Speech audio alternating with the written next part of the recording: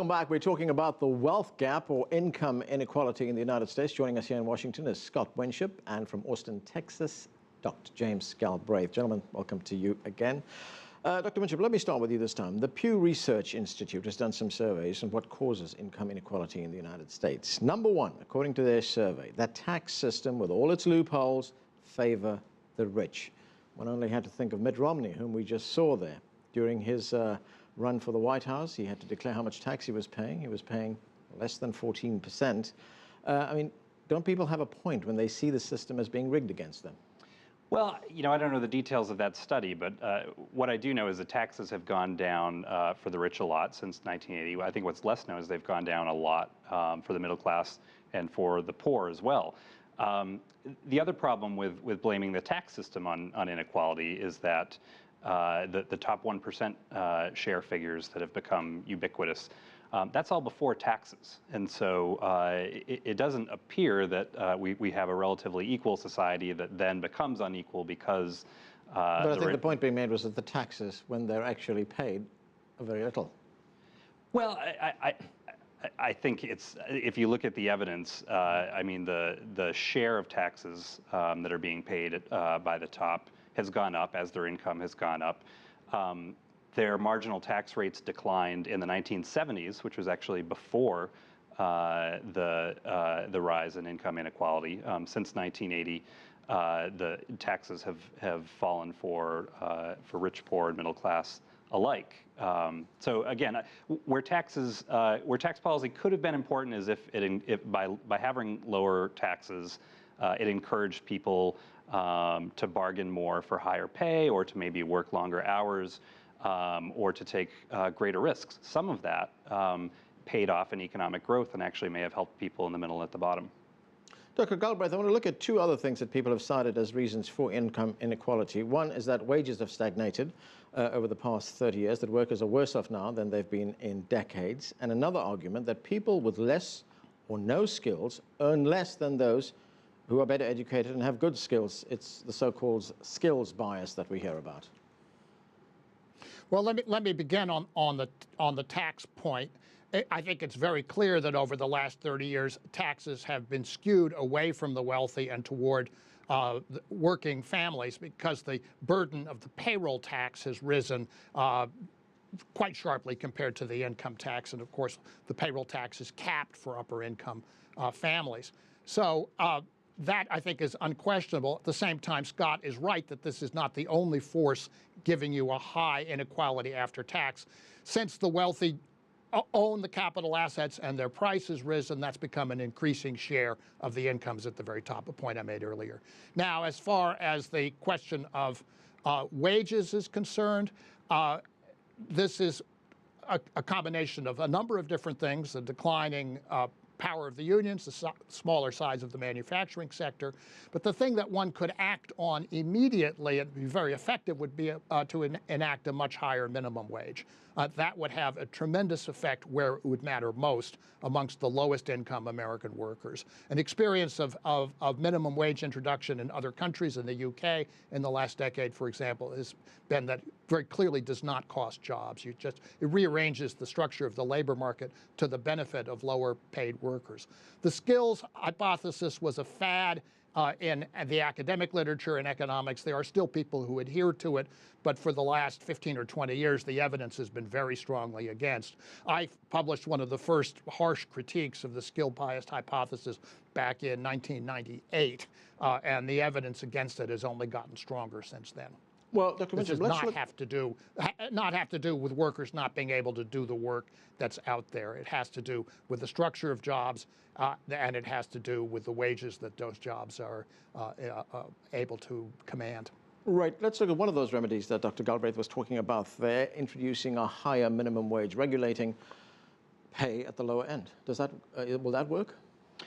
Well, it's interesting. So raising pay at the bottom for the people that do keep their jobs, and the Congressional Budget Office has found that essentially it would help the people who retain their jobs, who continue to be able to find work, and there would be some people who would be displaced by it. I think CBO comes down on the verdict that the latter effect, the unemployment effect, would be smaller than the other effect.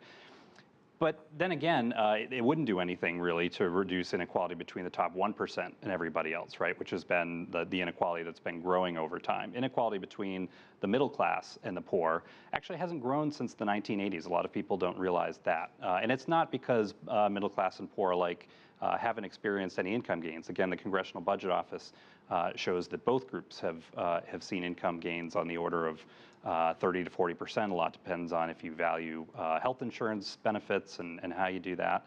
But when you look at comprehensive measures of income, there hasn't been stagnation. It's been disappointingly small versus certainly in the 1960s and smaller than what's happened at the top. But there have been gains nonetheless. Okay, Dr. Galbraith. This is an issue where political polls tend to get reversed in a very interesting way. One of the things that we observe is that a very large fraction of the lowest income workers, lowest paid workers, people working for fast food chains, for example, are also on food stamps. They're also on Medicaid. They have benefits that are due to the fact that their pay is so low. And so it's very attractive anyway to quite a number of thoughtful conservatives that I know, and I've been allied with the former publisher of the American Conservative magazine, Ron Unz, on this, to raise the minimum wage so that the companies hiring those workers actually pay them a living wage and get them off the public dole. That's, I think, a very reasonable conservative value, and one which is, a registered non-conservative I happen to share. Yes, it is true that some of this would be substitutions from public sources of income to private sources of income. Doesn't mean it's a bad idea to raise the minimum wage. And I think that also would have the effect of that would change the way families organize their labor market participation. Kids would work less, parents would work more. It would change, you would have, as Scott said, some extra costs for the businesses, but small businesses would have more money coming in the door. The best that we know about that is that it is a wash at worst and maybe a net benefit to small businesses because it's good for them to have customers who have incomes that they can spend. All right, Dr. WINSHIP, should the government be doing more to close the gap between the income gap? I mean, it has already done something, like Dr. Galbraith talked about, by mandating minimum wages, but should it be doing something more to redistribute the wealth that is in the country so that the other classes, other than the 1%, get more? Well, as I said, I'm more concerned about inequality of opportunity. So if we decided collectively as a society that we were going to pay people who make it to the very top really well, and we actually had equality of opportunity, so that everyone had an equal chance to get to the top and get paid very well. I wouldn't have a problem with income inequality in that world at all. Now, we don't live in a world of equal opportunity. If you start in the bottom fifth of families as a kid, you have about a 30% chance of making it into the middle class or higher as an adult. That's too low. But I don't think the case that would go up if we redistributed incomes is very strong at all. So I think what we ought to be focused on is actually not reducing income inequality per se. I think it could have unforeseen consequences that could actually sap economic growth, hurt the middle class and poor. But increasing opportunity. Right. So there, okay. I've argued before, that we ought to be experimenting a lot more in early childhood with interventions that help parents who want their kids to do better to get the skills they need.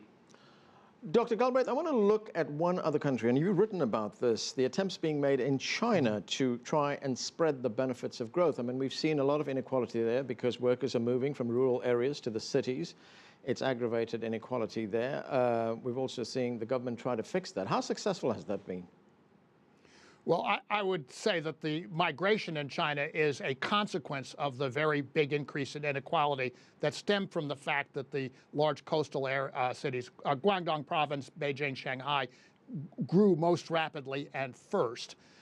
What we're seeing now, and it's very interesting, one of my associates, a postdoc named Wenjie Zhang, has a new paper with some calculations we've just put up on our website that show that if you look at the matter from a geographic point of view, the spreading of Chinese development across more regions particularly along the coast, has reduced the inequalities as of around 2002, caused them to plateau.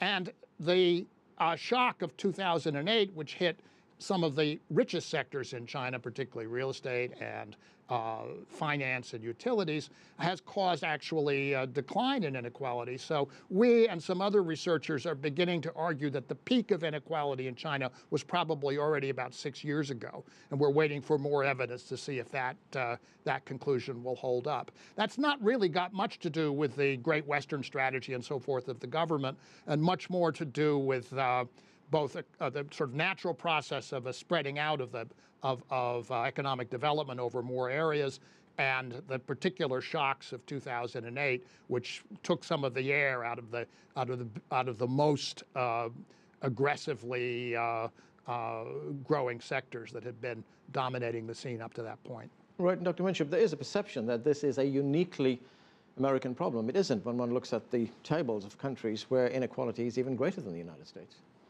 That's right. So even in developing countries, this phenomenon of the top 1% pulling away from everyone else isn't exactly universal, but it's happened in a wide range of very different countries.